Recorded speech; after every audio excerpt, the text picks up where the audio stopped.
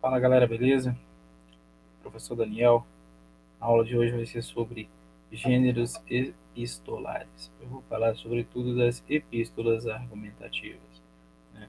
Quando nós estamos tratando de epístola argumentativa, nós falamos sobre a carta do leitor e a carta argumentativa propriamente dita.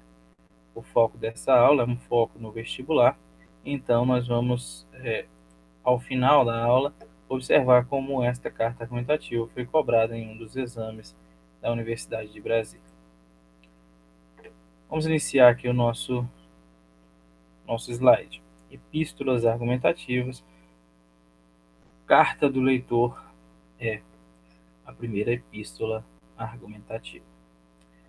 Quando a gente fala de carta do leitor, nós temos que observar que esta carta é redigida para um veículo de comunicação. Veículo de comunicação.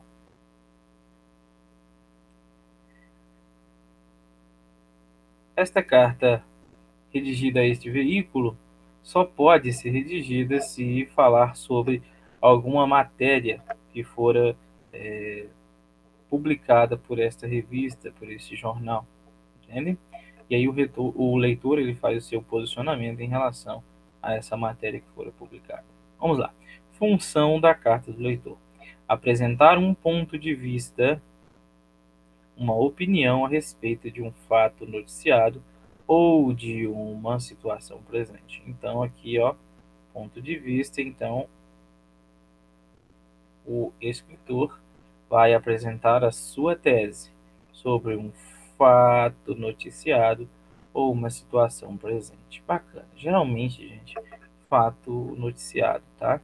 Porque senão vai complicar aí a situação da publicação dessa carta, caso nós estejamos falando aí do mundo real, né? Em que essas cartas são utilizadas no nosso dia a dia. Se for falando do vestibular, então pode ser uma situação presente, conforme aquilo que for pedido pela banca. Essa tese, nós sabemos que ela precisa ser defendida, e a defesa dessa tese faz por meio de argumentos. Então, carta do leitor é carta argumentativa. Características dessa carta: linguagem depende do contexto. Se ela vai ser formal ou informal, depende do contexto de produção dessa carta. Tem que haver essa relação com o cotidiano. Que cotidiano é esse? O cotidiano é o fato que fora noticiado, beleza? Tá. Aqui ele fala em liberdade estrutural, mas essa liberdade estrutural só acontecerá quando nós estivermos falando de a utilização dessa mídia no dia a dia, porque se for a utilização na no vestibular, aí requer um rigor formal, beleza? Rigor formal que será o mesmo da carta argumentativa que eu vou tratar agora. Então, carta argumentativa. Qual a função de uma carta argumentativa? Defender um ponto de vista, assim como a carta do leitor. Afinal de contas, carta do leitor é um tipo de carta argumentativa.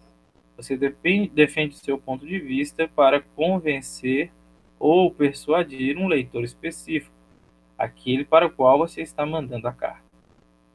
A estrutura padrão dessa carta tem que ter o cabeçalho, o vocativo, a apresentação, aqui já no corpo do texto, o desenvolvimento, o desfecho, a despedida formal, tal como o vocativo, e a assinatura.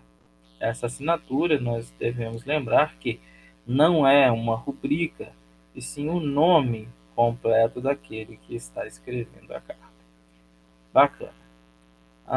Características desta carta: ela requer um nível de formalidade compatível com a pessoa para a qual você está redigindo. Se você estiver redigindo isso para uma pessoa de notório saber, de prestígio na sociedade, você tem que usar o nível formal. Você está redigindo para o vestibular? Formal. Se você está redigindo para, sei lá, uma pessoa e, sei lá, no condomínio que você mora, está fazendo alguma coisa e você quer demonstrar para ela que o ponto de vista dela está errado. Esta formalidade aqui pode ser quebrada. Talvez você possa usar algumas construções mais informais para poder alcançar essa pessoa que você está mandando a carta. Mas depende muito do contexto, tá? Então, prefira sempre o texto formal. Uso da contra-argumentação como estratégia. Aqui você tem um recurso argumentativo na contra-argumentação que é importante dentro desse gênero. Preocupação com a função das partes do texto. Cada parte do texto tem uma função específica que eu vou mostrar para vocês já já. Tá? E-mail não vamos tratar nesta aula. Somente a carta do leitor e a carta argumentativa. Vamos lá. Estrutura. A carta argumentativa, e aqui nós podemos colocar também a carta do leitor, afinal de contas, como eu falei anteriormente, a carta do leitor também é carta argumentativa, tá? Apresenta uma estrutura dividida em 7 partes. São elas na ordem que aparecem no texto. Primeiro, o cabeçalho. O que tem que ter no cabeçalho? Local e data. Local e data. Você vai colocar aqui a localização no espaço, a cidade de onde você está escrevendo, e no tempo você vai colocar a data que você está escrevendo, que você está redigindo essa carta. O vocativo. Esse vocativo ele é uma saudação inicial, né? E é nele que você faz o chamado do interlocutor.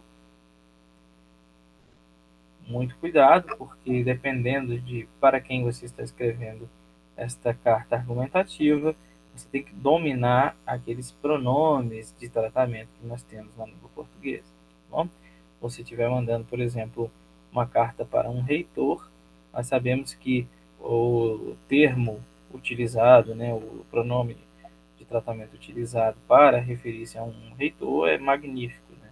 Então você deveria colocar assim, magnífico, senhor, reitor, fulano de tal, ou magnífico reitor, fulano de tal. E aí você poderia, depois disso, colocar a apresentação. Então, lembrando, isso aqui em linhas diferentes, tá? Cabeçalho numa linha, vocativo em outra, apresentação em outra.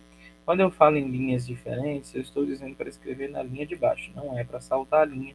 Se você saltar a linha, você vai perder pontuação no vestibular.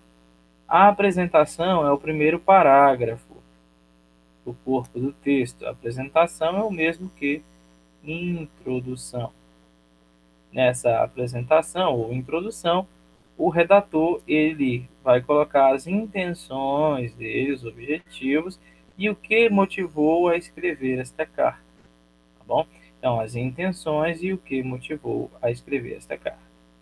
No desenvolvimento, você vai fazer 2 ou 3 parágrafos defendendo as suas ideias, defendendo a sua tese, o seu ponto de vista. Bacana. Depois de você concluir, de você fazer a argumentação, vem o desfecho.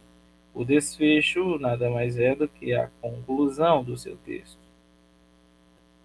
Nessa conclusão, ele diz que você encerra a argumentação, o que significa dizer que você vai retomar tudo aquilo que foi falado anteriormente e vai reforçar o seu objetivo. Você vai reforçar o seu objetivo, tá bom? As suas intenções. Depois desse desfecho, vem uma despedida, utilizando o mesmo nível de formalidade que você havia colocado no vocativo. Bacana. E por último, a assinatura. Essa assinatura tem que ser feita de acordo com a recomendação dada pela prova. Em alguns casos, a banca diz para o redator se quer assinar o texto. Tá? E aí, se ele assina, ele vai estar cometendo um erro, porque não vai estar seguindo o comando da prova. Algumas bancas mandam você assinar com uma máscara, a máscara X ou Y, e você tem que estar muito atento a isso na hora da proposta da redação. Beleza? A boa realização de cada uma dessas partes aqui da estrutura é que garante a pontuação máxima na avaliação técnica do texto. Bacana? Muito bom. Vamos observar como isso já foi cobrado em uma avaliação da Universidade de Brasília. Aqui nós temos um texto que foi do PAS de 2000 e o subprograma de 2015, mas foi a terceira etapa, então isso aqui caiu em 2017. Tá? Essa prova foi feita em 2017. Nós temos assim: as imagens apresentadas acima foram adaptadas de anúncios publicitários veiculados em épocas passadas.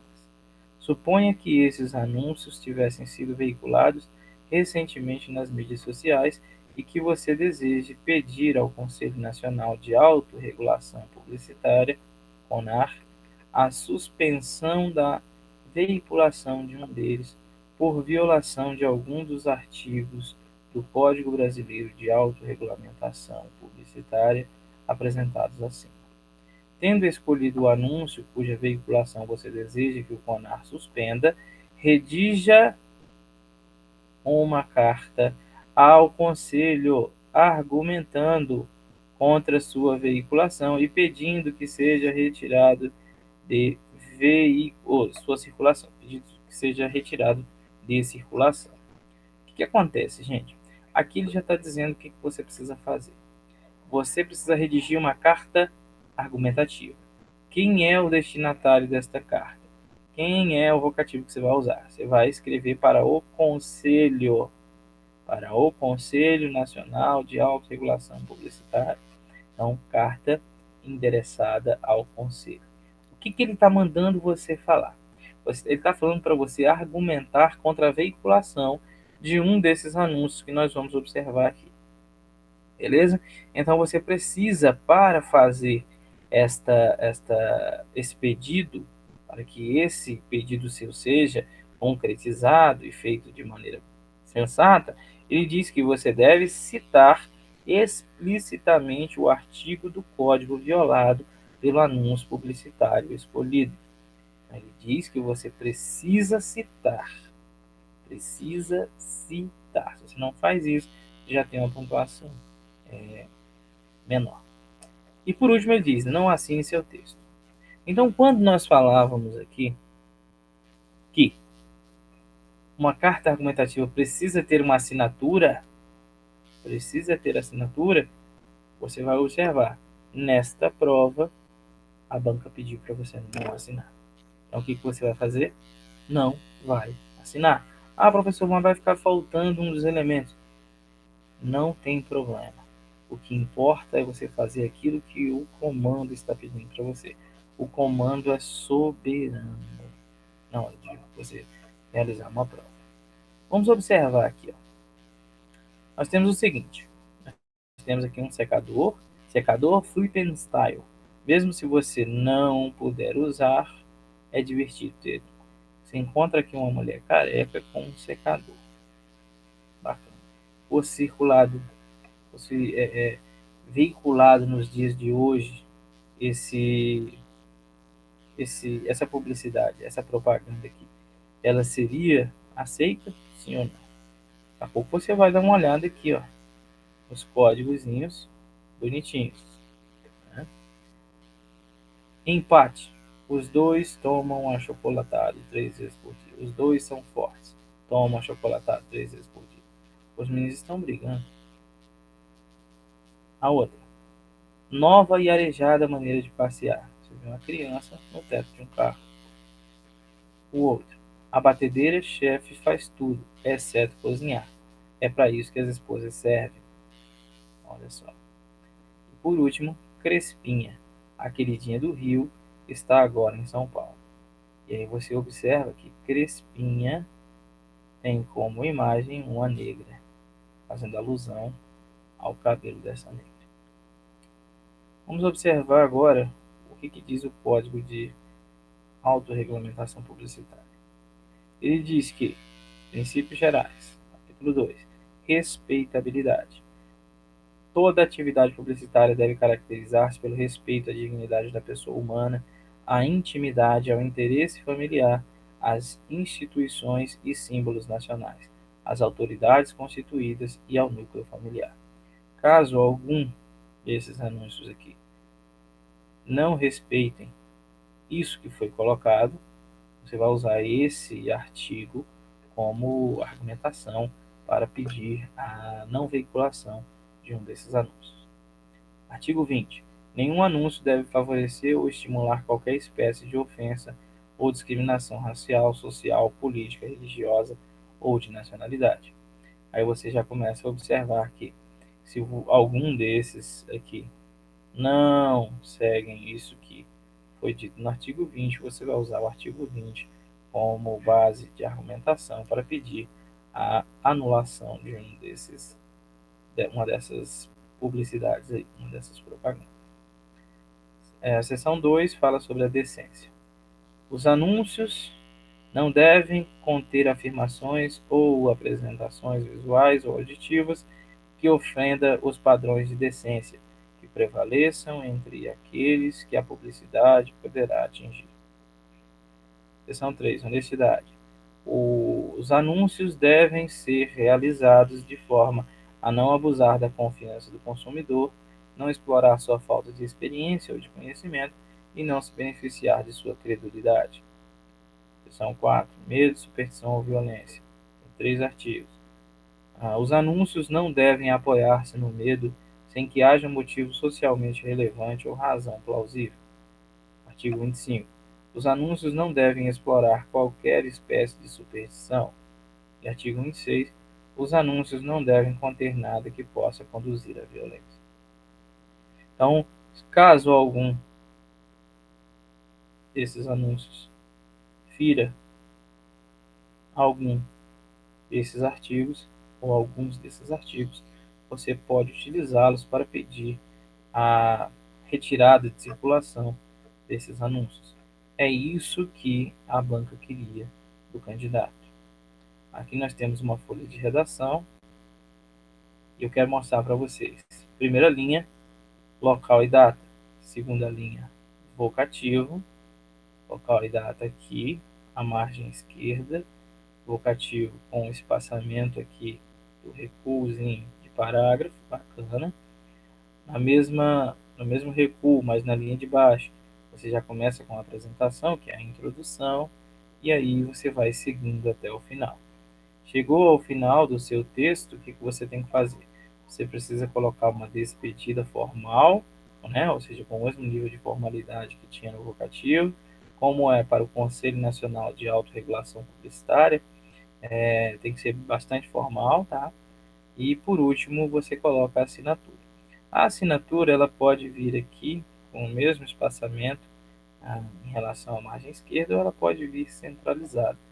O autor do texto ele tem essa possibilidade de escrever de uma forma ou de outra, beleza? Então, em relação à nossa aula de hoje, é isso que eu tinha que passar para vocês.